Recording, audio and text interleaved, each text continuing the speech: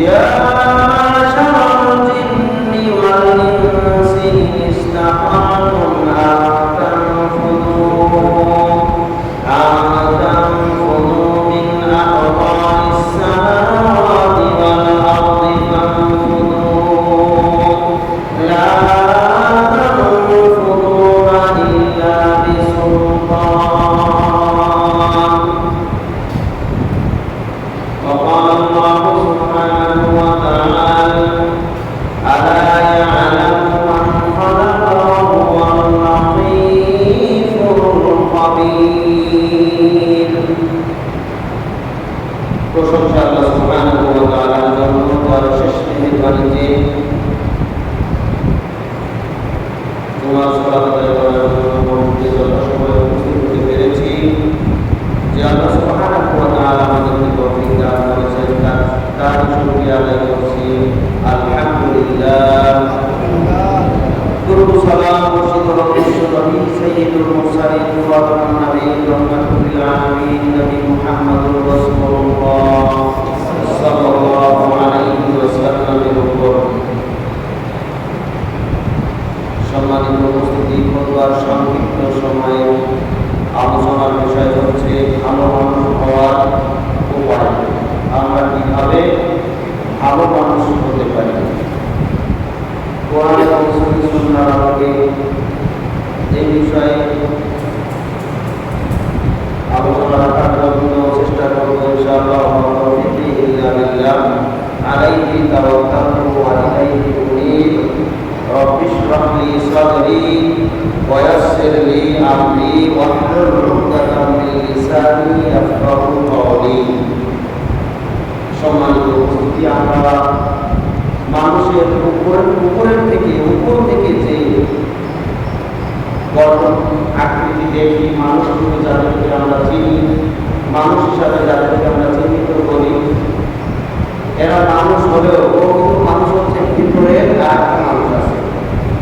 এই মানুষটাই হচ্ছে প্রকৃত মানুষ। এজন্য যার ভিতরের দিকটা ভালো তাকে আমরা মানুষ করি, আর যার ভিতর খারাপ তাকে আমরা মানুষ বলতে রাজি নই। কেউ যদি কোনো অন্যায় করে তবে আমরা তাকে বলি আর এ তো মানুষই না। মানুষ যদি হতো তবে কি পাপ করতো? চুরি করলে বলে এ তো মানুষই না। মানুষ যদি হতো তবে চুরি করতো? যে কোনো ধরনের পাপ করলে বলি আর এ তো মানুষই না। মানুষ যদি হতো তবে কি এটা করতো? তার মানে হচ্ছে ভিতর যদি খারাপ হয় তাহলে তাকে আমরা মানুষ বলতে রাজি নই। আর ভিতর যদি ভালো হয় তাহলে বলি লোকটা খুবই ভালো, এই মানুষটা খুবই ভালো। তার মানে কি তার ভিতর ভালো। আবার মানুষের ভিতরের যে জিনিসটা রয়েছে ওটা যদি বের হয়ে যায় তখন আমরা তাকে আর মানুষ বলি না। একজন মানুষ যখন মৃত্যুবরণ করে তার ভিতর থেকে রূহটা বের হয়ে যায়, তখন তাকে আমরা কি বলি? লাশ। তখন সে মানুষ থাকে না, কারণ ভিতরের যে জিনিস সেটা এখন তার নাই। তার এই দেহ সবই রয়েছে, এই শরীর থেকে কিছুই বের হয় নাই, সব কিছুই রয়েছে। তার যেমন শারীরিক গঠন ছিল তেমনই আছে। হাত, পা, চোখ, কান, নাক, মাথা, চুল, অঙ্গ প্রত্যঙ্গের সবকিছুই ঠিকই আছে। তারপরও তাকে আমরা কি এখন মানুষ বলবো না লাশ বলবো? তাকে বলি লাশ, তাকে এখন আর মানুষ বলি না, কারণ এখন সে আর মানুষ নাই। মানুষ যে ছিল সে তো আল্লাহর কাছে চলে গেছে। সেটা হলো কি? ইয়াসআলুনাকা আনির রূহ। হে নবী, মানুষ আপনাকে জিজ্ঞাসা করে রূহটা কি, আত্মাটা কি?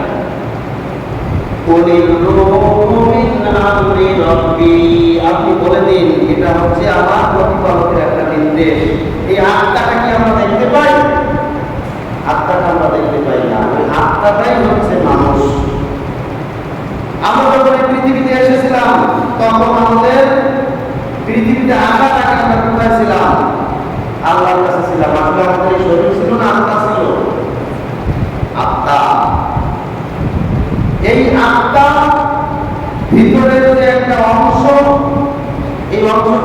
যায় না।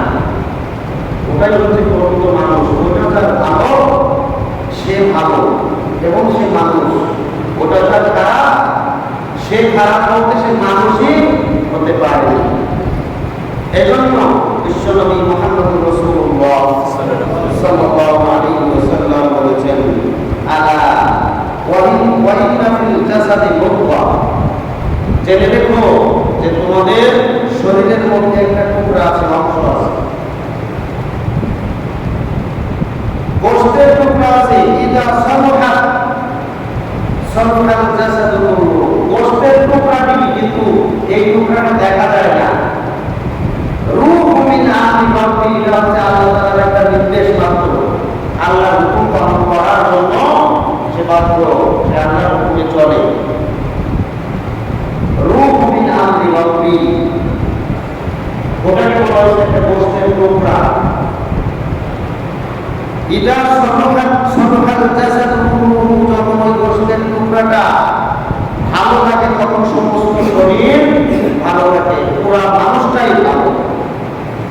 ওই ফাসাদাত জাসাদু কুল্লু, আর গোশতের টুকরাটা যদি নষ্ট হয়ে যায়, ওই অন্তরটা যদি নষ্ট হয়ে যায়, ফলকটা যদি নষ্ট হয়ে যায়, তাহলে পুরো মানুষটাই নষ্ট, মানুষটাই খারাপ। যদিও আমরা তাকে মানুষ হিসাবে সব কিছুই দেখতে পাই, কিন্তু আসলে ও মানুষই হতে পারে নাই। বুখারী 12 নম্বর হাদিস ইমাম করবেন। সম্মানিত উপস্থিতি, আজকে আমাদের এই মানুষের মধ্যে প্রকৃত মানুষ তথা ভালো মানুষ পাওয়া খুবই কষ্টকর। ভালো মানুষের বড় অভাব। অথচ আমরা যদি একটু চেষ্টা করি তাহলে ভালো মানুষ হতে পারে, প্রকৃত মানুষ হতে পারে, কিন্তু অধিকাংশের এই চেষ্টাটা নাই। যেভাবে ইচ্ছা সেভাবে, যেভাবে মন চায় সেভাবে আমরা চলি। এটাই হচ্ছে আমাদের জন্য সবচাইতে দুঃখজনক বিষয়।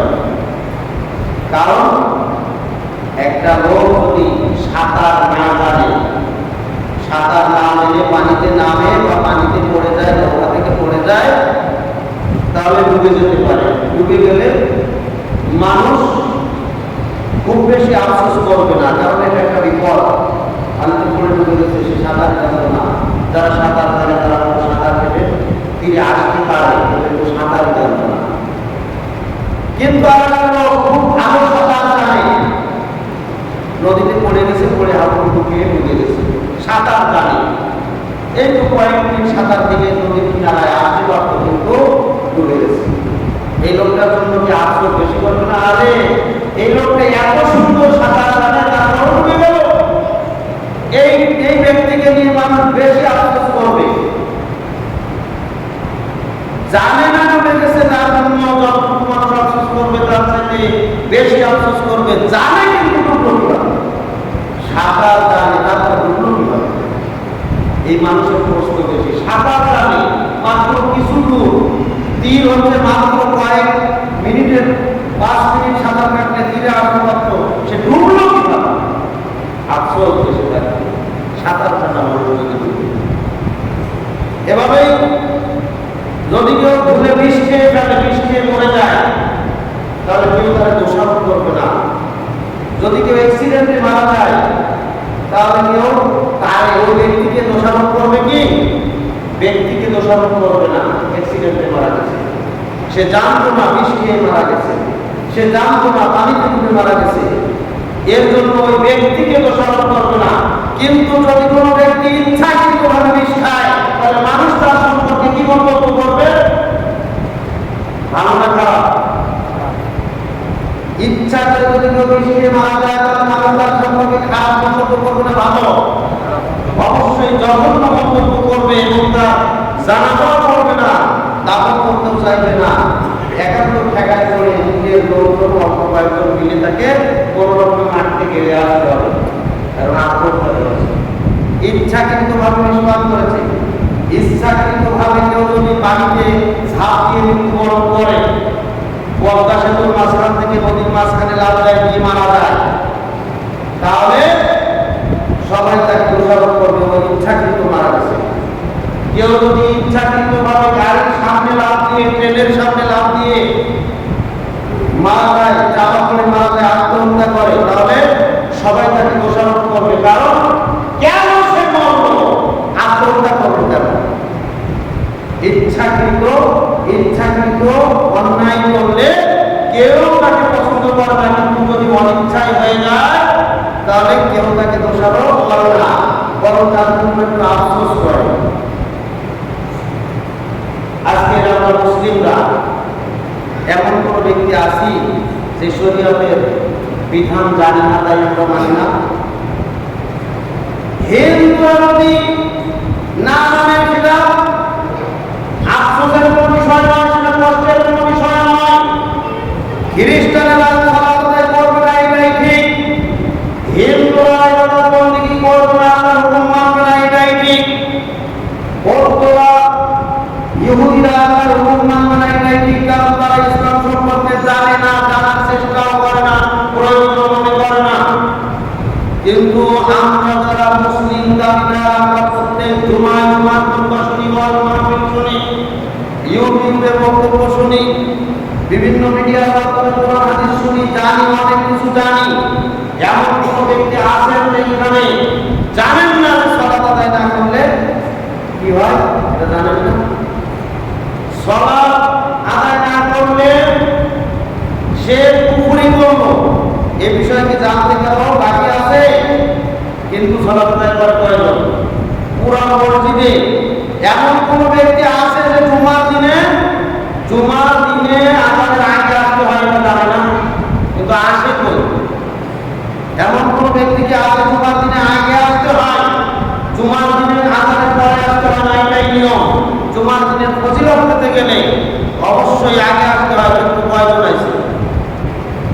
কে জানে না যে ফজরের নামাজ ত্যাগ করলে মুনাফিক হতে হয়?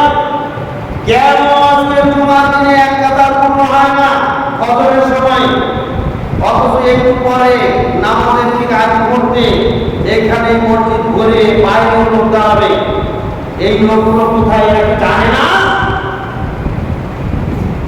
সম্মানিত উপস্থিতি, কে জানে না যে নেশাদার দ্রব্য পান করা হারাম? তারপর নেশাদার দ্রব্য, বিড়ি, সিগারেট, তামাক, গাঁজা, ফুলে পান করে না?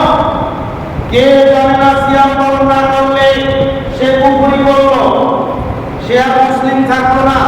তারপর রমজান মাসে কি বহু মানুষ এরকম নাই যারা সিয়াম পালন করে না? কে জানে না অন্যের সম্পদ আত্মসাৎ করলে পরকালে তার মুক্তির কোনো পথই নাই?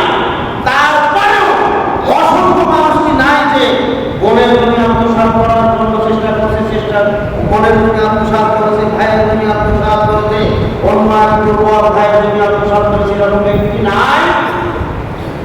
সম্মানিত উপস্থিতি, কে জানে না অন্যের জীবন করলে তোর অন্যের নামে তহমত দিয়ে মিথ্যা কথা বললে কাবিরা গুনাহ হয়, হারাম হয়?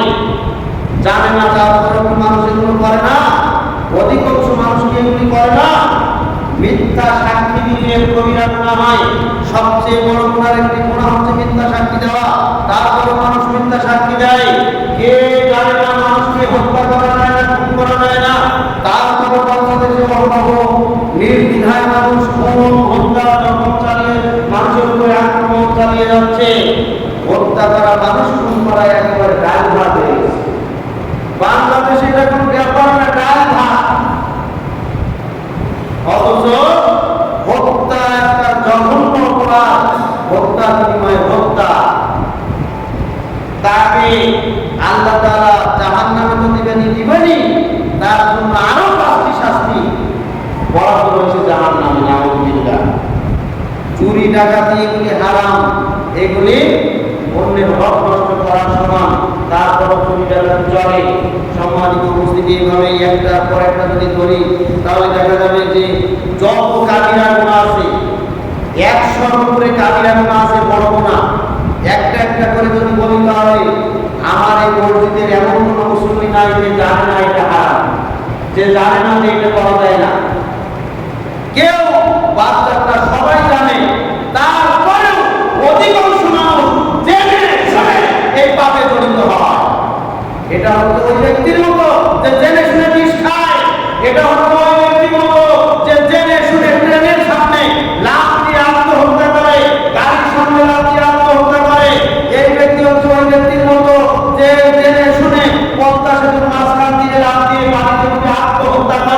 এই আত্মহত্যাকে মানুষ পছন্দ করে না, কিন্তু পাপিষ্ঠ লোকদেরকে মানুষ ঠিকই পছন্দ করে। তবে হাজিরা কর, আপনি আমি পছন্দ করলেও আল্লাহ তাআলা তাদেরকে অবশ্যই অত্যন্ত ঘৃণা করে।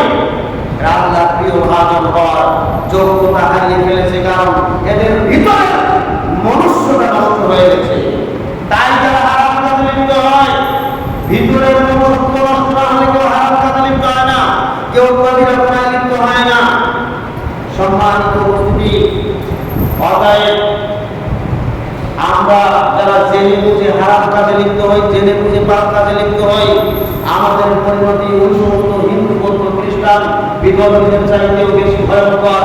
যারা না জেনে পাপ করে, ওরা ইসলাম সম্পর্কে কিছুই জানে না। ও এই জন্য ওদের ঠিকানা সরাসরি জাহান্নাম। কিন্তু যারা জেনে বুঝে যেই সমস্ত মুসলিমেরা নিজেদেরকে মুসলিম দাবি করে কিন্তু দিন মানে না, পাপ কাজে লিপ্ত হয়, বিভিন্ন ধরনের কাবিরা গুনাহে জঘন্য গুনাহে লিপ্ত হয়, এদের শাস্তি ওদের চাইতেও বেশি ভয়ঙ্কর। নাউযুবিল্লাহ। আল্লাহ তাআলা আমাদেরকে হেফাজত করুন। আল্লাহ সুবহানাহু ওয়া তাআলা বলেন, মানিহতাদা ফাইন্নামা ইয়াহতাদি লিনাফসি। যে ব্যক্তি হেদায়েতের পথে চলে, যে ব্যক্তি হেদায়েত পেতে চায়, যে ব্যক্তি সঠিক পথে চলে জান্নাতের পথে চলতে চায়, সে নিজের জন্যই হেদায়েতের পথে চলে। আল্লাহর কোনো লাভ ক্ষতি নাই, অন্য মানুষের কোনো লাভ ক্ষতি নাই। আপনি হেদায়েতের পথে চলবেন, এটা আপনারই লাভ। যে ব্যক্তি হেদায়েতের পথে চলে, সে নিজের ভালোর জন্য, নিজের জন্যই হেদায়েতের পথে চলে।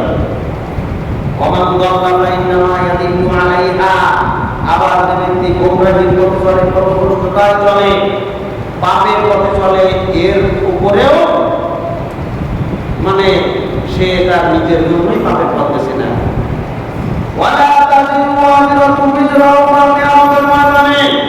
কারো পাপ অন্যের উপরে চাপানো হবে না, বা কারো নেকি অন্যকে দেওয়া হবে না। প্রত্যেক ব্যক্তির জন্য তাই দেওয়া হবে যা সে অর্জন করেছে। কেউ কারো বোঝা সেদিন বহন করবে না। যারা যতই বলুন না কেন, আরে তুই এই কাজটা কর, আমি বলবো কি আমাদের মানে আমি বলবো কি হয় কিনা হয় না।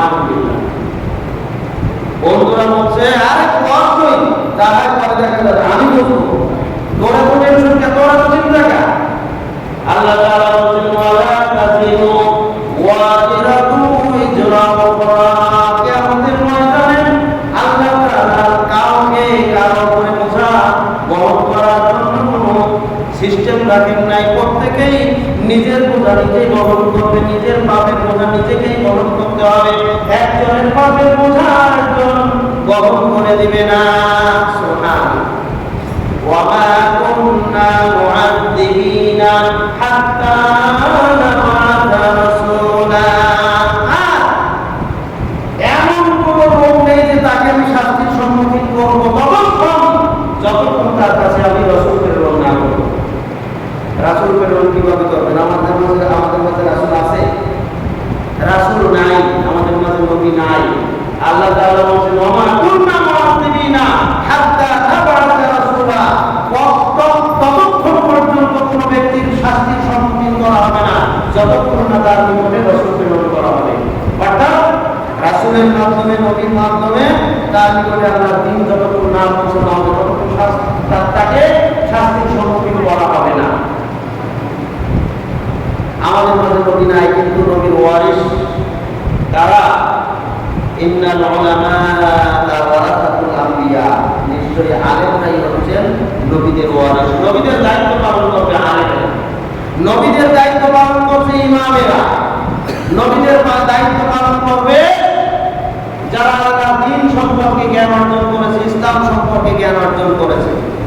এই আলেম ইমামদের সম্পর্কে অধিকাংশ মানুষের আজকে চুলকানি, যুগ যুগ ধরে চলে আসছে। ইমামদের সম্পর্কে চুলকানি, আলেমদের সম্পর্কে চুলকানির কোনো শেষ নাই। কিভাবে তাদের ভিতর দিয়ে খালি গুণ ধরা যায়, গুণ ধরা যায়। কিন্তু আল্লাহর নবী বলে গেছেন যে আমার স্থলাভিষিক্ত হচ্ছে আলেমেরা। যেই জায়গায় দাঁড়িয়ে আজকে এই ঘটনা হচ্ছে, এই জায়গায় দাঁড়িয়ে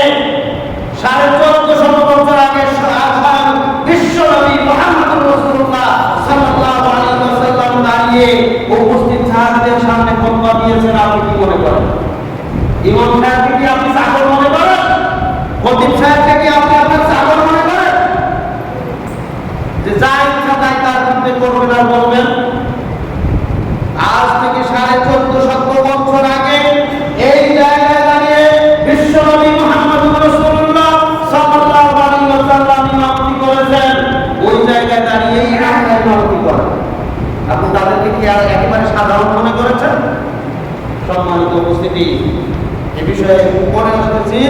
তো যে কথা বলছিলাম, আলেমেরা ইমামেরা মানুষের দ্বারে দ্বারে আল্লাহর দ্বীন পৌঁছাবে। আল্লাহর দ্বীন পৌঁছানোর, এই ইসলামের দাওয়াত পৌঁছানোর সবচেয়ে বড় মাধ্যম হচ্ছে জুমার খুতবা। এজন্য প্রত্যেক মুসলিমের একান্ত কর্তব্য উচিত হচ্ছে জুমার খুতবার শুরু থেকে মসজিদে উপস্থিত থাকা। এটা তার ইমানি দায়িত্ব, এটা তার ইমানি দায়িত্ব। দ্বীন জানার জন্য কেন তারা মসজিদে উপস্থিত হয় না, এটা তাদেরই অপরাধ। কারণ ইমাম সাহেব প্রত্যেকের বাড়িতে বাড়িতে যেয়ে দাওয়াত পৌঁছাবে না। ইমাম সাহেব জুমার খুতবায় হবে, খতিব সাহেব জুমার খুতবায় উপস্থিত মুসল্লিদেরকে প্রত্যেক সপ্তাহে সাপ্তাহিক প্রয়োজনীয় বিষয় জানাবে। মৌলভী খতিব সাহেব প্রত্যেকের বাড়িতে বাড়িতে যেয়ে জানাবে না। সম্মানিত উপস্থিতি, এইভাবেই আল্লাহর দ্বীন যাদের কাছে পৌঁছে যাবে। আজকে আমি যে কথাগুলি বললাম কাবিরা গুনাহ সম্পর্কে, এইগুলি যদি আপনারা জেনে থাকেন তাহলে এইগুলি থেকে বিরত থাকতেই হবে। এগুলি আমাদের কাছে পৌঁছে গেছে। আর যদি আমরা এগুলি পরিত্যাগ না করি তাহলে আল্লাহ তাআলা বলেছেন অবশ্যই আমি তাদেরকে শাস্তির সম্মুখীন করবো। সম্মানিত উপস্থিতি, ইসলাম হচ্ছে একটা গণ্ডি, একটা সীমারেখা। এই সীমারেখায় আসলেই আপনাকে আপনার দ্বীন মেনে চলতে হবে। যেমন ভাবে একটা রাষ্ট্রে বসবাস করতে গেলে রাষ্ট্রের নিয়ম মেনে চলতে হয়। কেউ যদি এই রাষ্ট্রে, আপনি যদি আপনার রাষ্ট্রে অযথা হয়রানি করেন, অযথা অপকর্মে লিপ্ত হন, গোলযোগ সৃষ্টি করেন, ফাসাদ সৃষ্টি করেন, তাহলে আপনি পুলিশের হাতে গ্রেফতার হয়ে যাবেন। মারামারিতে লিপ্ত হয়েছেন, আপনার নামে মামলা হয়ে গেছে, গ্রেফতার হয়ে যাবেন। কাউকে আপনি হত্যা করেছেন, আপনাকে কি ছেড়ে দেবে নাকি? আপনি আপনার সন্তানকে হত্যা করেছেন, বলছেন যে আমারই সন্তান দিয়েছে, রাষ্ট্র ছাড়বে আপনাকে? আল্লাহ তো ছাড়বে কিনা ছাড়বে এটা পরে আছে। আপনি এই রাষ্ট্রে থাকতে পারবেন, আপনি পালাই করতে পারবেন না। কারণ রাষ্ট্রীয় নীতি আছে। কাউকে হত্যা করলে তাকে গ্রেফতার করে তাকে শাস্তির সম্মুখীন করা হবে। কেউ চুরি করলে তাকে গ্রেফতার করা হবে, এটা রাষ্ট্রীয় নীতি আছে। কেউ ডাকাতি করলে তাকে গ্রেফতার করা হবে, এটা রাষ্ট্রীয় নীতি। কেউ মদপান করলে তাকে গ্রেফতার করা হবে, এটা রাষ্ট্রীয় নীতি। কেউ ব্যবসায় লিপ্ত হলে তাকে গ্রেফতার করা হবে, এটা রাষ্ট্রীয় নীতি। এভাবে রাষ্ট্রীয় নীতি বহির্ভূত কাজ করলে তাকে গ্রেফতার করা হবে, তাকে শাস্তির সম্মুখীন করা হবে, তাকে বিচারের সম্মুখীন করা হবে, এটা রাষ্ট্রীয় নীতি। যদি এমন কোন ব্যক্তি আছেন যে সরকার এই আইনগুলি ভঙ্গ করে সে নিস্তার পাবেন, প্রকাশ্যে সরকারি আইন ভঙ্গ করে নিস্তার পাবেন, এমন কোন ব্যক্তি আছেন প্রকাশ্যে রাষ্ট্রবিরোধী কর্মকাণ্ডে লিপ্ত, তারপরও একটা সচেতন সরকার আপনাকে নিষ্কৃতি দিবে? বিশ্বাস করেন এটা? একটা রাষ্ট্রীয় আইন যদি এরকম হয়, রাষ্ট্র থেকে যদি আপনি নিস্তার না পান, রাষ্ট্র থেকে যদি আপনি বাঁচার পথ না পান, রাষ্ট্র যদি আপনাকে শাসন করার ক্ষমতা রাখে, রাষ্ট্র যদি আপনাকে শাস্তির সম্মুখীন করার ক্ষমতা রাখে, রাষ্ট্রের কাছে যদি আপনার শাস্তির সম্মুখীন হতে হয়, আর আজকে আপনি আল্লাহর আইনের বিরুদ্ধে অসংখ্য আইন লঙ্ঘন করে যাচ্ছেন, আপনি কিভাবে ভাবলেন যে আল্লাহর কাছ থেকে আপনি বেঁচে যাচ্ছেন? আল্লাহ আপনাকে কিছুই বলবে না, ছেড়ে দিচ্ছে। আপনি কিভাবে ভাবলেন এটা? রাষ্ট্রীয় আইন লঙ্ঘন করে রাষ্ট্রের হাত থেকে বাঁচতে পারছেন না, আল্লাহর আইন লঙ্ঘন করে আল্লাহর হাত থেকে বাঁচতে পারবেন? কে আছেন বলতে পারবেন এই কথা? আমি আল্লাহর আইন ভঙ্গ করে আল্লাহর কাছ থেকে বাঁচতে পারবো?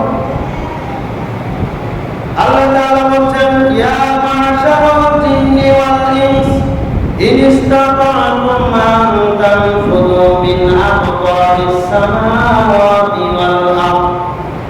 হে জিন এবং মানুষ সম্প্রদায়, তোমাদের যদি ক্ষমতা থাকে, তোমাদের যদি শক্তি থাকে, তাহলে আল্লাহর এই জমিন থেকে, আসমান থেকে, আল্লাহর যে জায়গা, এই জায়গা থেকে তোমরা বেরিয়ে যাও। তোমাদের কেমন ক্ষমতা, কেমন শক্তি, বেরিয়ে যাও দেখি।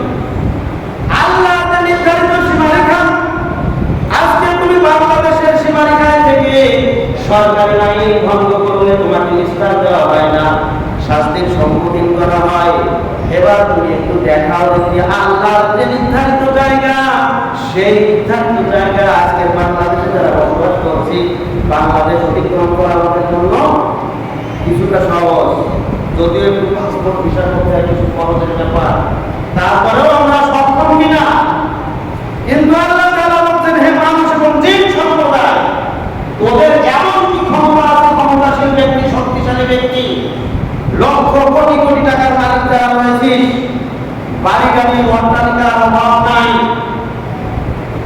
যত ক্ষমতাশীল যত শক্তিশালী লোক থাকিস না কেন, ওরা দেখা দেখে আমার এই জমি পাবে অন্য জায়গায় যে পাপ কাজ কর দেখা। লা তানফুরুনা ইল্লা বিসুলতান, কখনোই সম্ভব নয়, তোরা পারবি না, তোদের এই ক্ষমতা দেওয়া হয়নি। যা কিছু আমাদের চোখের সামনে আমরা দেখতে পাই, এই আসমান জমিন সব আমাদের চোখের অন্তরালে যা কিছু রয়েছে সব কিছুর মালিকানা কার? আল্লাহর মালিকানায়। লা তানফুরুনা, তোমরা কখনো সক্ষম হবে না আল্লাহর এই সীমারেখা অতিক্রম করতে। সুবহান ইল্লা বিসুলতান, যা কিছু রয়েছে সব হচ্ছে আল্লাহর ক্ষমতায়, আল্লাহর শক্তিতে, তার শক্তি তার ক্ষমতা ছাড়া কেউ এই সীমারেখা অতিক্রম করতে পারবে না। তাহলে তোমাদের এত বাহাদুরি কেন? তোমরা এখন সেই আল্লাহর প্রতি আনুগত্যশীল হও, রাষ্ট্রের কাছে তোমরা আনুগত্যশীল, যেমন আল্লাহর আইনের কাছে আনুগত্যশীল হও। রাষ্ট্রের নিয়ম মেনে যেমন রাষ্ট্র থেকে তোমরা পরিত্রাণ পাও, তোমরা শান্তিতে বসবাস করো। রাষ্ট্রের নিয়ম মেনে যারা চলে তারা রাষ্ট্রের কাছে সংরক্ষিত থাকে, পুলিশে তাকে পাহারা দেয়, এলাকায় তাদেরকে হেফাজত করার জন্য সরকারি বাহিনী তাদেরকে তাদের পিছনে কাজ করে। আর আল্লাহ আইন যদি তোমরা মেনে চলো, তাহলে আল্লাহ বাহিনীও তোমাদের হেফাজত করবে। সুবহান।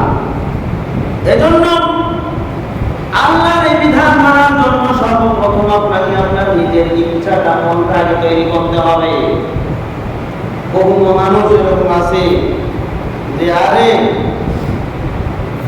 বহু মানুষ এরকম আছে যে আল্লাহ যদি আমার হেদায়েত চায় তাহলে হেদায়েত পাবো, আল্লাহ চাচ্ছে না তাই আমি সালাত নামাজ পড়ি না, আল্লাহ যদি চায় তাহলে পড়বো।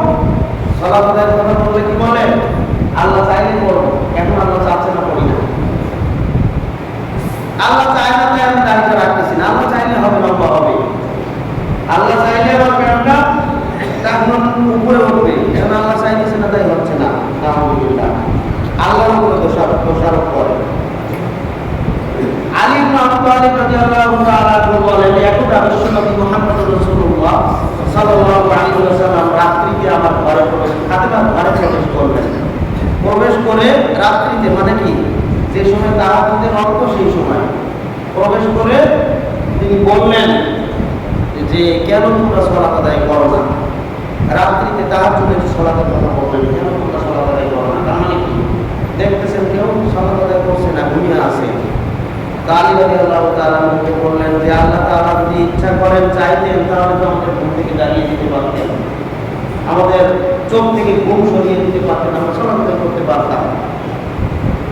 এই কথা বলার সাথে সাথে বিশ্বনবী মুহাম্মদুর রাসূলুল্লাহ সাল্লাল্লাহু আলাইহি ওয়াসাল্লাম অত্যন্ত রাগান্বিত হয়ে সেখান থেকে বের হয়ে গেলেন এবং তার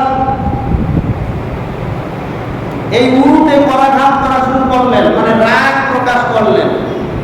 প্রকাশ করে বের হতে হতে বললেন একটা আল্লাহ তাআলার একটা আয়াত, ওয়াকানাল ইনসানু ওয়াকানাল ইনসানু আকতারা শাইইন জাদালা, অধিকাংশ মানুষ, নিশ্চয় অধিকাংশ মানুষ হচ্ছে বিতর্ক প্রিয়।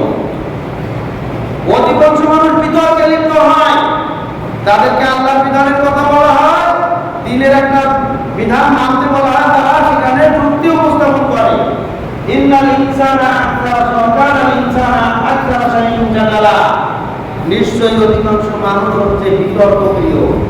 আলীকে বিতর্ককারী বললেন। সম্মানিত উপস্থিতি, অথচ আলী একটা নকল সালাতের ব্যাপারে শুধু বলেছে যে আল্লাহ তাআলা যদি চাইতেন তাহলে আমাদের ঘুম থেকে ভাঙিয়ে দিতেন, এই কথাটাকে আল্লাহ রাসূল এত অপছন্দ করলেন যে রাগে সেখান থেকে বের হয়ে গেলেন। বের হয়ে আয়াত পেশ করলেন। সহিহ বুখারীর 1127 নম্বর হাদিস। সম্মানিত উপস্থিতি, অতএব শুধু আল্লাহর উপরে দোষারোপ করে যদি আমি বলবো আল্লাহ চাইলেন নামাজ পড়বে, এখন আল্লাহ চায় না তাই নামাজ পড়বে, জি না, এটা আপনার ইচ্ছা থাকতে হবে। আল্লাহর প্রত্যেকটা হুকুম পালনের জন্য আপনার ইচ্ছা থাকতে হবে। একজন লোক পানিতে ডুবে যাচ্ছে আর বলছে আল্লাহ যদি চাই তাহলে আমাকে বাঁচাবে। আল্লাহই তো আমাকে বাঁচানো মানে আমার তাকদীরে যেটা লিখিত আছে হবে। সে পানিতে হাবুডুবু খাচ্ছে এমন অবস্থায় আল্লাহর উপরে তাওয়াক্কুল আছে। আল্লাহ তাআলা হয়তো একটা গাড়ির ব্যবস্থা করে দিয়েছেন, তার সামনে একটা তক্তা ভেসে যাচ্ছে। ও মনে মনে বলছে যে তক্তা বড় না, আল্লাহ আমাকে বাঁচাবে, আল্লাহ আমাকে বাঁচাবে। সে কি বাঁচবে না ডুববে? অবশ্যই বাঁচার জন্য অন্তত তক্তাটা কাঠটা ধরতে হবে। এই বাঁচার চেষ্টা তো নিজে করতে হবে। আল্লাহ তাআলা একবারে হাতে দিয়ে ধরে আপনাকে ওই পানির উপরে ফেলাবেন না, আপনাকে বাঁচার জন্য চেষ্টা করতে হবে, আল্লাহ সাহায্য কামনা করতে হবে। ওই যে আল্লাহ সাহায্য চেয়েছেন, আল্লাহর উপরে ভরসা করেছেন, একটা তক্তা কাঠের ব্যবস্থা করেছে, আরে কাঠটা ধরে বাঁচার নিজের জন্য চেষ্টা করতে হবে। এই চেষ্টাটুকু মানুষের নাই। বলে যে আল্লাহ চাইলে হবে, একদিন করবো, একদিন নাউযুবিল্লাহ, আল্লাহ চাইলে একদিন মানবো, নাউযুবিল্লাহ। মূসা আলাইহিস সালামকে যখন ওই যে নদীর কিনারায় উপস্থিত করলেন তার বাড়ি সহ ফিরআউনের কবল থেকে বাঁচার জন্য, মূসা আলাইহিস সালামকে আল্লাহ তাআলা বললেন যে হে মূসা, তুমি তোমার লাঠি দিয়ে পানিতে আঘাত করো। কিয়ামত পর্যন্ত কোটি কোটি মানুষ যদি পানিতে আঘাত করে, পানি ভাগ হয়ে কি রাস্তা তৈরি হবে? কিন্তু মূসা আলাইহিস সালামকে ওই নির্দেশ দিলেন। এটা হচ্ছে মূসা আলাইহিস সালামের জন্য খাস। মূসা আলাইহিস সালামকে ওই নির্দেশ দিলেন। মূসা আলাইহিস সালাম পানির উপরে লাঠির আঘাত করার পরে রাস্তা তৈরি হয়ে গেছে। আল্লাহ তাআলা যদি ইচ্ছা করতেন এই আঘাত ছাড়া, মূসার এই লাঠির আঘাত ছাড়া তো রাস্তা তৈরি করে দিতে পারতেন, কিন্তু তিনি তা করলেন না। লাঠি দিয়ে আঘাত করতে বললেন, তারপরে রাস্তা তৈরি হলো, তার আগে হলো না। তার মানে কি, তোমারও কিছু করণীয় আছে, তুমিও কিছু কাজ করো, তারপরেটা আমি করবো। তোমার চেষ্টা যেখানে শেষ, আমার কাজ সেখান থেকে শুরু হবে।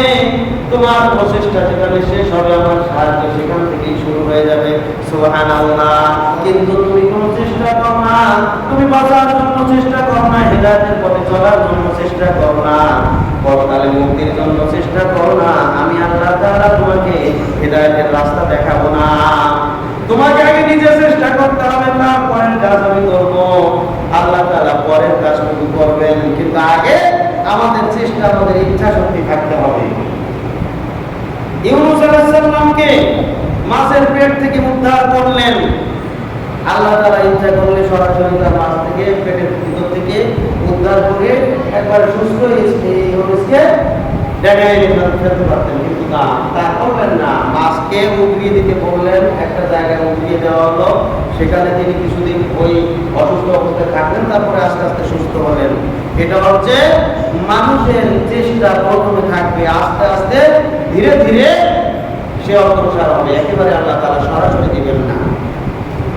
ঠিক তেমনি ভাবে মারিয়াম আলাইহিস সালাম, মারিয়ামের গর্ভে ঈসাকে দান করেছেন। মারিয়ামের গর্ভে না দিয়ে আল্লাহ তাআলা সরাসরি আসমান থেকে ঈসা আলাইহিস সালামকে নামাতে পারতেন, কিন্তু তা করেননি। মারিয়ামের গর্ভের মাধ্যমে ঈসাকে দুনিয়াতে পাঠিয়েছেন। এই ঈসা আলাইহিস সালাম ভূমিষ্ঠ হওয়ার পর্যন্ত মারিয়ামকে অনেক কষ্ট করতে হয়েছে, অনেক মানুষের গালমন্দ শুনতে হয়েছে, অনেক উৎসাহ শুনতে হয়েছে, অনেক কষ্ট পেতে হয়েছে, নিজের এলাকা ছাড়তে হয়েছে, নির্জন প্রান্তরে তাকে অবস্থান করতে হয়েছে, একা একা একজন মহিলা। এটি কম কষ্ট নাকি? শুধু তাই নয়, মারিয়াম এমন নির্জন প্রান্তরে গিয়েছেন যেখানে খাবারও নাই, পানিও নাই।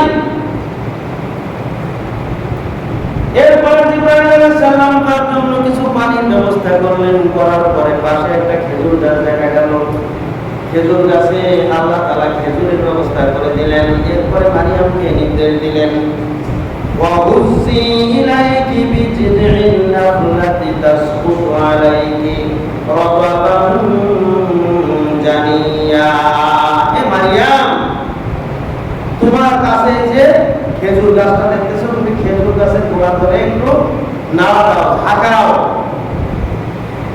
তুমি খেজুর গাছের গোড়া ধরে ঝাঁকা দাও। আচ্ছা, খেজুর গাছ কি ঝাঁকা দিলে খেজুর পড়ে? নারকেল গাছকে ঝাঁকা দিলে নারকেল গাছ নাড়াতে পারবেন? তাল গাছ ঝাঁকা দিলে তাল গাছ নাড়াতে পারবেন? খেজুর গাছ ঝাঁকা দিলে নাড়াতে পারবেন? কিন্তু আল্লাহ তাআলা মারিয়ামকে এই অবস্থায় বললেন যে তুমি খেজুর গাছটা একটু নাড়া দাও। মারিয়ামের কি ওটা নাড়া দেওয়ার এই অবস্থায় সুযোগ সমানে এরকম শক্তি আছে? আমরা আমরা ভালো মানুষ 10 জন যেহেতু একটা খেজুর গাছের গোড়া ধরে নাড়াতে পারবো না। আর একটা গাছ থেকে ফল পাওয়ার জন্য কমপক্ষে গাছটা এমন ভাবে ঝাঁকুনি দিতে হবে, ঝাঁকুনি খেয়ে ফল পড়বে। কিন্তু খেজুর গাছের গোড়া ধরে নাড়া দিলে খেজুর পড়বে? সুবহানাল্লাহ। আল্লাহ তাআলা এইগুলির মাধ্যমে শিক্ষা দিচ্ছেন, এটা করার ক্ষমতা তুমি রাখো না, আমি আল্লাহ আমি রাখি। তোমার কোনো ক্ষমতা নাই, কিন্তু তোমাকে চেষ্টা চালাতে হবে। এই চেষ্টা পর্যন্ত তোমার সাধ্য অনুযায়ী, তোমার ক্ষমতা অনুযায়ী তুমি আগে চেষ্টা করো। চেষ্টা তোমার যেখানে ব্যর্থ, যেখানে শেষ হবে, আমি সেখান থেকে তোমার সাহায্য শুরু করে দেবো। সুবহানাল্লাহ। মারিয়াম আলাইহিস সালামকে আল্লাহ তাআলা নির্দেশ দিলেন, খেজুর গাছ ঝাঁকুনি দাও। ঝাঁকুনি দেওয়ার মাধ্যমে ওই যে টসটসে খেজুরগুলি আছে, খেজুরগুলি নিচে পড়বে। পরে তুমি খেজুর খাবে, পানি খাবে, কুলি ওয়াশরাবি, তুমি খাও এবং পান করো, স্বাচ্ছন্দ্যে তুমি অবস্থান করো। সুবহানাল্লাহ। মারিয়ামের ওই মুহূর্তে এর চাইতে বেশি ক্ষমতা নাই। যতটুকু ক্ষমতা ততটুকু নির্দেশ আল্লাহ তাআলা তাকে দিয়েছেন, বাকি কাজ আল্লাহ তাআলা নিজেই করে দিয়েছেন। আল্লাহ তাআলা যদি ইচ্ছা করতেন মারিয়ামের সামনে খেজুরগুলি হাজির করতে, তাহলে পারতেন, কিন্তু করেন নাই। কারণ প্রত্যেক মানুষের আগে তার সাধ্য অনুযায়ী চেষ্টা করতে হবে, বাকি কাজটা আল্লাহ করে দিবেন। সুবহানাল্লাহ। সম্মানিত উপস্থিতি, এই যে মসজিদ আল্লাহর ঘর, আল্লাহর ঘর আমরা বলে থাকি। আচ্ছা, আল্লাহর ঘর আল্লাহ ইচ্ছা করলে আকাশ থেকে ঘর নিচে বসাই দিতে পারতেন না? কিন্তু তা করেন নাই। আমরা একটা জায়গা জমির ব্যবস্থা করেছি, সেটা মসজিদের নামে ওয়াকফ করেছি। তারপরে আমাদের টাকা তার যতটুকু ক্যাপাসিটি দান করেছি, করে লাখ লাখ টাকা এক জায়গায় করে কত সময় ব্যয় করে, কত চেষ্টা করে আমরা এই মসজিদটা দাঁড় করিয়েছি। এটা আল্লাহর ঘর। আল্লাহর ঘর আল্লাহ দিত, আমরা দিচ্ছি কেন? ইমানদার বান্দা আল্লাহর জন্য কতটুকু করে এটা দেখার জন্য এই ব্যবস্থা। আল্লাহর জন্য তারা কতটুকু ত্যাগ স্বীকার করতে পারে এটাই দেখার জন্য এই ব্যবস্থা। এরকম একটা একটা করে উদাহরণ দিলে অনেক উদাহরণ দেওয়া যাবে। আমাদেরকে আমাদের সাধ্য অনুযায়ী চেষ্টা করতে হবে, তারপরে বাকি অংশ আল্লাহ করে দেবেন। এভাবেই আমরা যদি দিনের পথে থাকতে চাই, দিন মানতে চাই, তাহলে অবশ্যই আমাদেরকে আগে নিজেদের চেষ্টা করতে হবে। সম্মানিত উপস্থিতি, আসলে আমরা এরপরে পরিণতির জন্য আমাদের অন্তরের রোগ, অন্তর কঠিন। আমরা আসলে নিজেরা ভালো হতে চাই না। ভালো হতে চাইলে ভালো হওয়া সম্ভব হতো, কিন্তু ভালো হতে চাই না, আমাদের ইচ্ছাই না। ইচ্ছা নাই তাই পারি না, ইচ্ছা থাকলে পারতাম। আল্লাহ তাআলা বলেছেন, ইয়া আইয়ুহান নাস ক্বাদ জাআতকুম মাউইযাতুম মির রাব্বিকুম, হে মানব মণ্ডলী, তোমাদের নিকটে দেওয়া হয়েছে একটা উপদেশনামা। মির রাব্বিকুম, তোমাদের প্রতিপালকের পক্ষ থেকে, ওয়া শিফাউন লিমা ফিস সুদূর, এবং তোমাদের অন্তরে যত রোগ রয়েছে তার জন্য আরোগ্যের ব্যবস্থা। সেটা কি? আল্লাহর পক্ষ থেকে উপদেশ, সেটা হচ্ছে আল কোরআন। আল কোরআন যদি তোমরা ধরো, কোরআন অনুপাতে জীবন করো, তাহলে তোমাদের ভিতরে যত রোগ রয়েছে, ভিতরের যত রোগ রয়েছে, মানুষ যত পাপ করে, অন্যায় করে, ভিতরের রোগের কারণে করে। মানুষ হিংসা করে ভিতরের রোগের কারণে, মানুষ অহংকার করে ভিতরের রোগের কারণে, মানুষ মিথ্যা কথা কি করে ভিতরের রোগের কারণে, মানুষ যত ধরনের পাপ কাজ রয়েছে এই পাপ কাজে লিপ্ত হয় ভিতরের রোগের কারণে। আল্লাহ তাআলা বলছেন এই ভিতরের রোগ আর ফের ব্যবস্থা আমি রেখেছি, তোমরা সেই ব্যবস্থা গ্রহণ করে নাও। সেটা হচ্ছে মহান কোরআন পাঠ করে সেই কোরআন অনুযায়ী নিজেদের জীবনটা পরিচালনা করো, তোমরা সবাই ভালো হয়ে যাবে, তোমাদের অন্তরের সমস্ত রোগকে আল্লাহ তাআলা দূর করে দিবেন। সুবহান। কিন্তু আমরা নিজেরা ভালো হতে চাই না, ইচ্ছাই নাই, বরং যেভাবে ইচ্ছা সেভাবে আমরা চলতে চাই। সম্মানিত উপস্থিতি, এই জন্য আল্লাহ তাআলা আমাদের ভালো করবেন না যদি আমরা নিজেরা ইচ্ছা পোষণ না করি। আজকে আমরা মুসলিমরা এতই জঘন্য পর্যায়ে পৌঁছেছি, শুধুমাত্র আমরা আমাদের নিজেদের নিয়ে ভাবি নিজে কিভাবে ভালো থাকবো, নিজে কিভাবে ভালো থাকবো এই চিন্তা করে তারা শুধু নিজের জন্য করে, তারা কোশ্চিনকালেও ভালো থাকতে পারে না। ভালো থাকার জন্য আপনাকে অপরের জন্য কিছু ভালো করতে হয়। শুধুমাত্র নিজের ভালো থাকা চায়, তারা কোশ্চিনকালেও ভালো থাকতে পারে না। ভালো থাকার জন্য আল্লাহ তাআলা সিস্টেম করে দিয়েছেন, মানুষের জন্য কিছু ভালো কাজ করতে হয়।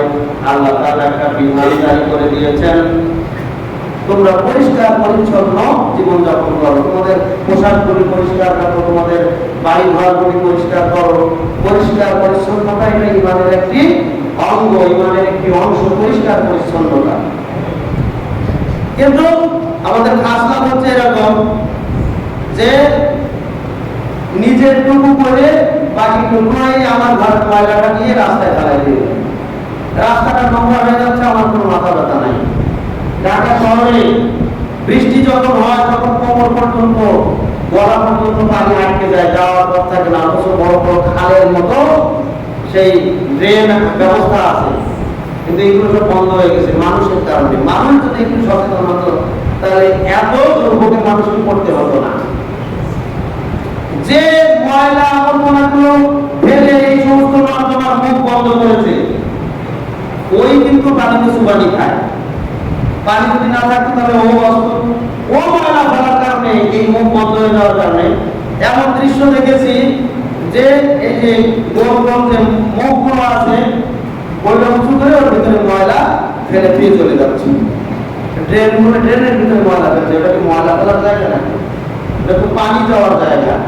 ময়লা ফেলার তো আলাদা আলাদা ব্যবস্থা আছে। তার মানে কি বলতে চাচ্ছি, আমরা আমাদের মানসিকতা এত জঘন্য পর্যায়ে নিয়ে গিয়েছি যে শুধু নিজের চিন্তাটুকু করি, আর একজন মানুষ যে বিপদগ্রস্ত হচ্ছে আমি নিজে সামান্য বাঁচার জন্য মানুষকে বড় বিপদে ফেলে দিচ্ছি, আমার সেদিকে কোনো ভ্রুক্ষেপ নাই। কিন্তু নিজের চিন্তা করে, শুধু নিজের চিন্তা করে নিজে ভালো থাকা যাবে না। আপনি যখন ঘর করতেছেন, আপনার এই ঘরের পাশ দিয়ে একটু আপনার রাস্তাটা যদি একটু চওড়া করেন, তাহলে আর এক ভাই যদি আরেকটু চওড়া করে, দুইজনের চওড়া রাস্তা দিয়ে কি আপনাদেরই আগে চলাচলের জন্য সুবিধা হবে না?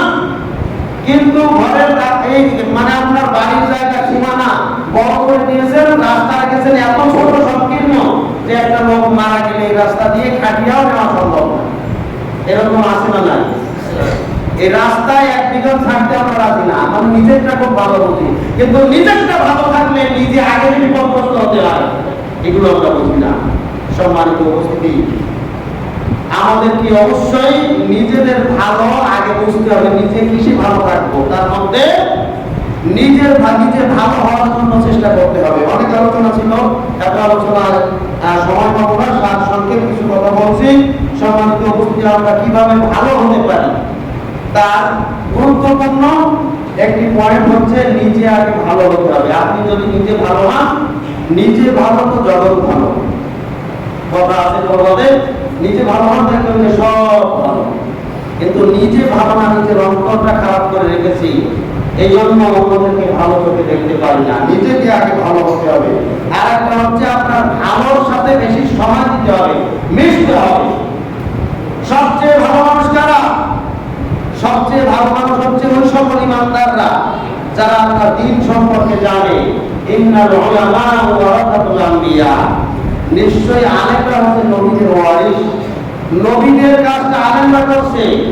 এই আলেম ও সব আলেম না, ইমানদার আলেম, বেঈমান আলেমও আছে, চিনতে হবে এটা। আপনি যখন সত্যের পথে চলবেন, নিজেকে আল্লাহর জন্য মনোনীত করবেন, তখন আল্লাহ তাআলা সহজ করে দেবে, আপনি সত্য আলেমদেরকে চিনতে পারবেন, ইমামদার আলেমদেরকে চিনতে পারবেন এবং তাদের সঙ্গে সঙ্গ দিতে হবে, ভালো মানুষের সংস্পর্শে আসতে হবে। এজন্য বেশি বেশি আলেমদের সংস্পর্শে আসতে হবে, ইমামদারদের সাথে সময় কাটাতে হবে। মসজিদের ইমাম মুয়াজ্জিনকে আপনি চাকরের চোখে দেখেন কেন? এরা হচ্ছে এই পৃথিবীতে সবচেয়ে ভালো মানুষ যদি তারা ইমানদার হয়। যদি তারা তাদের ইমান থাকে তাহলে সবচেয়ে ভালো মানুষ তারা, তাদের সাথে সঙ্গ দেন। আপনি তাদেরকে নিজের আপনজন মনে করেন, আপনি আপনার ভাই মনে করেন, আপনার সন্তান মনে করেন। আপনি যদি নিজের মনে করেন তাহলে দেখবেন যদি তাদের কোনো ত্রুটি আপনার চোখে ধরা পড়ে তাহলে সেটার জন্য মানুষের সামনে এরকম বলে বলে বেড়াবেন না যে এই অমুক ব্যক্তি এই করেছে, এই ইমাম সাহেব এই ভুল করেছে, এই মুয়াজ্জিন সাহেব এই ভুল করেছে, এগুলো বলে বেড়াবেন না। কারণ কোন পিতা যদি জানতে পারে, বুঝতে পারেন তার সন্তান নেশা করেছে, ইয়াবা ট্যাবলেট খেয়ে ফেলেছে, জানাজানি হওয়ার আশঙ্কা, সে চাপা দেওয়ার চেষ্টা করে। আবার যদি কেউ জানতে পারে তার মেয়েটা পর্যায়ে লিপ্ত রয়েছে, সে চাপা দেওয়ার চেষ্টা করে, কিন্তু তার সন্তানকে গোপনে ডেকে পানিশমেন্ট দেয়, গোপনে ডেকে তাকে বোঝায় সে যেন এই পথ থেকে ফিরে আসে। নাকি সে কি করে, মাইক নিয়ে বলে, নাকি প্রচার করে যে আমার মেয়ে এই করেছে, আমার ছেলে এই করেছে, করে কেউ? এরকম কোন বাবা আছে নাকি যে সে প্রচার করে আমার ছেলে এই করেছে, মেয়ে এই করেছে? নিজের ছেলের জন্য, নিজের মেয়ের জন্য, নিজের স্ত্রীর জন্য অপপ্রচার কেউ করে? একটা পাপ করলে, একটা দোষ করলেও সেটা চেপে রাখার চেষ্টা করে, তার মানে সে জানে যে এটা আমার নিজের, আমার ছেলে, আমার মেয়ে তো আমারই লোক। প্রত্যেক মুসলিম ভাই হচ্ছে এক মুসলিম আর এক মুসলিমের দিনী ভাই। শুধু দিনী ভাই, নিজের আপন ভাইয়ের চাইতেও কাছের। একজন মুসলিম যখন আর একজন মুসলিমকে নিজের ভাইয়ের মতো মনে করে, তখন তার ভিতরে যদি কোনো দোষ ত্রুটি দেখে তাহলে কি করে, তাকে গোপনে ডেকে সংশোধন করে। এটা হচ্ছে নিয়ম। কিন্তু যারা এটাকে আরো বড় করে তার নামে আরো মিথ্যা অপবাদ দিয়ে এটা অপপ্রচার চালায়, তাদের উদ্দেশ্য কি? তাদের উদ্দেশ্য কি? ভালো না খারাপ? অবশ্যই উদ্দেশ্য ভালো না। এজন্য আপনি ভালো হওয়ার জন্য আগে ইমানদারদেরকে ভালো বাসেন, তাদের সঙ্গে সঙ্গ দেন বেশি এবং আপনজন ভাবেন। আপনি ইমাম সাহেব, আমি ইমাম সাহেব, একটা ভুল করতে পারি, ভুল হতে পারে, আপনি আমাকে একান্ত ডেকে বলেন যে আপনার এই ভুলটা হয়েছে। যদি ভুল হয় তাহলে সংশোধন করে দেবো, যদি আপনি না বোঝেন তাহলে বুঝিয়ে দেবো। কিন্তু আপনি সারা দুনিয়ায় প্রচার করবেন কেন? আপনার উদ্দেশ্যটা কি? আপনার ভিতর তো ভালো না। ভিতর যদি ভালো হতো তাহলে সিস্টেম মতো করতেন। সম্মানিত উপস্থিতি, কিছু কথা বলার প্রয়োজন, সময় খুব কম, কিছু কথা বলার প্রয়োজন মনে করছি কয়েকটা কথা। তার মধ্যে একটা হচ্ছে রাসূল সাল্লাল্লাহু আলাইহি ওয়াসাল্লাম ঈশার সালাতে একদিন দেরি করে আসলেন। সাহাবীরা সবাই অপেক্ষা করতেছে আল্লাহর রাসূল আসবেন। দেরি করতে করতে কিছু সাহাবী নিজেরাই সালাত আদায় করে চলে গেছে, আর কিছু সাহাবী তারা অপেক্ষায় রয়েছে। অপেক্ষা করতে করতে রাত অর্ধ হয়ে গেল, অর্ধরাত হয়ে গেল। তারপরে আল্লাহর নবী এসে দেখলেন যে কিছু সাহাবী ঘুমন্ত অবস্থা, ঘুম ভাব, তারা অপেক্ষা করছে ঈশার সালাত আদায় করার জন্য। আল্লাহর নবী তাদেরকে বললেন যে তোমরা যে অপেক্ষায় করছো, তোমরা শুনে রাখো, যারা সালাতের জন্য অপেক্ষা করে, এই অপেক্ষার কারণে যতক্ষণ অপেক্ষা করে ততক্ষণ তারা সালাতের মধ্যেই গণ্য থাকে। সুবহানাল্লাহ। আল্লাহর নবী আর একটা কথা বললেন, আমি যদি আমার উম্মতের জন্য কষ্ট দেওয়ার মনে না করতাম তাহলে অবশ্যই ঈশার সালাতটা দেরি করে আদায়ের নির্দেশ দিতাম, কিন্তু আমার উম্মতের কষ্ট হবে এই জন্য ঈশার সালাতটা একটু তাড়াতাড়ি পড়ার নির্দেশ দিয়েছি। তাড়াতাড়ি, দেরি করে পড়ার নির্দেশ দিলে কখন হতো? রাত 12টায় হতো ঈশার সালাত। কিন্তু আমি যেটা বলতে চাচ্ছি, আল্লাহ রাসূল যে সময় আসবেন সেই সময় না এসে কয়েক ঘন্টা পরে এসেছেন। সাহাবীরা কোনো মন্তব্য করেছেন, কিন্তু আমি এখানে এসে দেখতেছি মাগরিবের সময় একদিন 1 মিনিট দেরি হয়েছে কি 2 মিনিট দেরি হয়েছে, এদিকে তুফান ঝগড়া শুরু হয়ে গেছে। এই ইমাম সাহেব এত দেরি করে কেন? আপনি জানেন যে মসজিদের যে সময় নির্ধারণ করা হয়েছে এটা আমাদের একটা বানানো পদ্ধতি। আল্লাহ রাসূলের যুগে ঘড়ি ছিল না, আল্লাহ রাসূলের যুগে এরকম নির্ধারিত সময় ছিল না। সময় ছিল সূর্য আর চন্দ্রের সাথে। আর রাসূল সাল্লাল্লাহু আলাইহি ওয়াসাল্লামের নির্ধারিত এই মসজিদে মানে জামাতের সময় ছিল না। রাসূল সাল্লাল্লাহু আলাইহি ওয়াসাল্লাম যখন আসতেন তখন জামাত শুরু হতো, নির্ধারিত সময় ছিল না।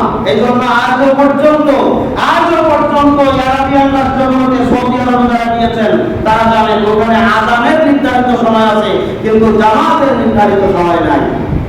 ইমাম সাহেব যখন আসবে তখনই জামাত।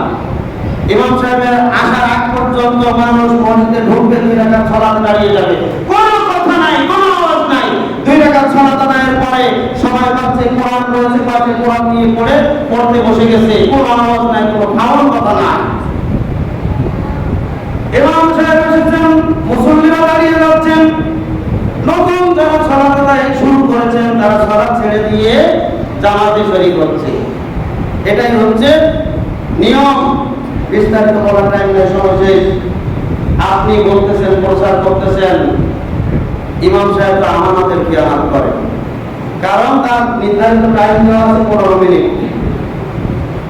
15 জামাত শুরু হবে, সে সময় কেন জামাত শুরু করবো? 1 মিনিট যে দেরি করবো, সে আমানতের খেয়ানত করেছে। আর আমানতের খেয়ানত করা কি? মুনাফিক। সুতরাং ইমাম সাহেব মুনাফিক, প্রচার করে বেড়াচ্ছেন। ইমাম সাহেব যদি মুনাফিক হয় তাহলে আল্লাহ রাসূলকে বলা হবে না? নাউযুবিল্লাহ। আমরা কোথায় কোন কথা কিভাবে বলতেছি একবার ভাবিও না। অথচ এই জামাতের টাইম হচ্ছে ইমামের উপরে ইখতিয়ার রাখে। শুধু তাই না, ইমামের কি ওযর থাকতে পারে না? ইমাম সাহেবের কি ওযর থাকতে পারে না? ফজরের সময় ঘুম থেকে উঠে দেখে যে মানে 5 মিনিট সময় আছে, ঘুমের চাপ ছিল বেশি, কোনো কারণবশত হয়তো দেখা গেছে ঘুমাতে দেরি হয়ে গেছে, বাচ্চাদের কারণে সাংসারিক ঝামেলায় ঘুমাতে দেরি হয়ে গেছে, বাচ্চা অসুস্থ ছিল, স্ত্রী অসুস্থ ছিল, ঘুমাতে দেরি হয়ে গেছে, হঠাৎ করে উঠে দেখেন 5 মিনিট সময় আছে কিন্তু গোসল ফরজ হয়ে গেছে, কি করবেন? মুয়াজ্জিন সাহেব নির্ধারিত আছে, তিনি জামাত শুরু করতে পারেন, হয়তো 2-1 মিনিট অপেক্ষা করে জামাত শুরু করেছেন, আপনি প্রচার করে বেড়ালেন, ইমাম সাহেব ঘুমায় থাকেন। সম্মানিত উপস্থিতি, এইভাবে বিভিন্ন ভাবে আমরা এই যে অপপ্রচার গুলো চালাই, এই অপপ্রচার গুলো না চালিয়ে ইমাম সাহেবের সাথে কথা বললে কি বিষয়টা সুন্দর হয় না? সুন্দর তো হয়। তো যে কথা বলছিলাম যে দেখেন সৌদি আরবে বাংলাদেশের একজন সাহেব সৌদি আরবে গিয়েছেন, গিয়ে তিনি আসরের আযান হয়েছে, মসজিদে গেলেন, যে দেখলেন মসজিদে 2 রাকাত সালাত আদায় করে বসে আছেন, জামাত শুরু হয় না, আধা ঘন্টা পরে যে জামাত শুরু হয়েছে। সাহেব ওইদিন চলে আসছেন, চিন্তা করছেন যে আসরের সালাত মনে হয় আধা ঘন্টা পরে শুরু হবে। পরের দিন ওরকম দেরি করে 20-25 মিনিট পরে গেছেন, যে দেখেন জামাত হয়ে গেছে। আর কি ব্যাপার? কালকে আধা ঘন্টা পরে হলো, আজকে জামাত হয়ে গেছে, তারপরে জানতে পারলেন আজকে আধারের 5 মিনিট পরে জামাত হয়ে গেছে। তো তখন বুঝতে পারলেন আসলে জামাতের কোনো নির্ধারিত সময় দেশে নাই, জামাতের নির্ধারিত সময় নাই, আযানের নির্ধারিত সময় আছে, আর জামাতের নির্ধারিত সময় এই জন্য নাই। মানুষ আযান শুনে মসজিদে আসবে, মসজিদে এসে 2 রাকাত মসজিদের হক আদায় করবে, সালাত আদায় করবে, তারপরে জিকির আজকার করবে, কোরআন তেলাওয়াত করবে, একটু সময় দিবে, এরপরে ইমাম সাহেব আসলে জামাতে দাঁড়িয়ে যাবে। তাহলে মুসল্লিরা কিছু সময় এই যে অপেক্ষা করলো, পুরো সময়টা তার জামাতের সওয়াবের মধ্যে লিপি করতে হবে। সুবহানাল্লাহ। এটা মুসল্লিদের সওয়াব বৃদ্ধির জন্যই ইমাম সাহেবরা টাইম দেন না, কিন্তু আমাদের দেশে টাইম দিয়েছি, ভালো কথা। টাইমকে আমরা শ্রদ্ধা করি, এটাও ঠিক আছে, টাইম অনুপাতে পড়ি, কিন্তু 2-1 মিনিট তো সমস্যা হতে পারে। অনেক সময় দেখা যায় ওযু করার পরে টয়লেটের চাপ লেগেছে, আমার টয়লেটে যেতে হচ্ছে, একটু দেরি হতে পারে। ভাই মুয়াজ্জিন সাহেব আসেন, উনি সালাত পড়াচ্ছেন, 2-1 মিনিট অপেক্ষা করে সালাত পড়াচ্ছেন, কিন্তু আপনি তো একবারে পুরা এলাকায় এমন ভাবে এটা অপপ্রচার শুরু করলেন যে ইমাম সাহেব না জানি কত দোষ করেছে। আপনার মনের চাহিদা অনুযায়ী যদি এখানে কেউ ইমামতি করতে চান, একমাত্র ফেরেশতা ছাড়া মানুষের পক্ষে এটা সম্ভব নয়, কারণ মানুষের জরুরত থাকবেই। আপনার কোনো সমস্যা মনে হলে আপনাদের কাছে অনুরোধ, আপনারা সরাসরি ইমাম সাহেব যারা থাকবেন, আলেম যারা থাকবেন, তাদের সাথে সরাসরি কথা বলেন এই বিষয়ে। যদি উপযুক্ত জবাব না দিতে পারে, তাকে ভুল প্রমাণিত হয়, সে যদি ভুল করে থাকে, ভুল ধরিয়ে দেওয়ার পরেও যদি সংশোধন না হয়, তাহলে সংশোধনের ব্যবস্থা করেন, আলোচনায় নিয়ে আসেন যে ইমাম সাহেব দিয়ে চলবে না, আমরা ভিন্ন চিন্তা করবো। আলহামদুলিল্লাহ, এটা সাদরে গ্রহণ করে নেব। আপনারা বলেন, দেখা যে আপনি আপনি এই শরীয়ত বিরোধী এই কাজটা করেছেন, আপনাকে বলার পর আপনি সংশোধন হননি, সুতরাং আপনি বিরোধ চিন্তা করেন, আলহামদুলিল্লাহ গ্রহণ করে নেব। কিন্তু বাইরে বাইরে যদি অপপ্রচার চালান, তাহলে এটা আপনি নিজেকেও ক্ষতি করছেন, এই সমাজেও